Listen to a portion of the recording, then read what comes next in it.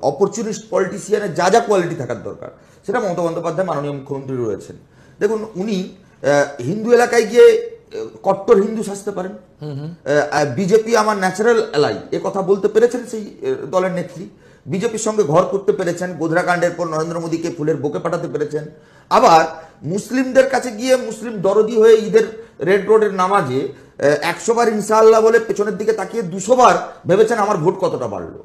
আবার উনি সেই দলনেত্রী বা একটা রাজ্যের মাননীয় মুখ্যমন্ত্রী যিনি প্রকাশ্যে বলতে পারেন যে গরু দুধ দেয় তার লাথি খেতে রাজি।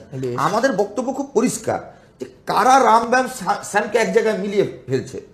যে তৃণমূল কংগ্রেসের দলের অভ্যন্তরে পূর্ণেন্দুবাবু রয়েছে, দোলা সেন রয়েছে, ঋতব্রত বন্দ্যোপাধ্যায়ের মতো নেতারা রয়েছে, যে তৃণমূল কংগ্রেসের অভ্যন্তরে বিজেপি থেকে ফিরে আসা 1 ডজন নেতা, গতকালকে আপনার 21শে জুলাইয়ের মঞ্চে তারা বসেছিলেন, যে তৃণমূল কংগ্রেসের মধ্যে প্র্যাকটিক্যালি কংগ্রেসের একটা বড় অংশ তৃণমূল কংগ্রেসের মধ্যে বসে রয়েছে, তারা আজকে বামেদেরকে নাকি অভিযোগ করছে যে রামের সঙ্গে হাত মেলানোর কথা। একটা কথা ঠিক, একটা জোট তৈরি হচ্ছে গোটা রাজ্য জুড়ে।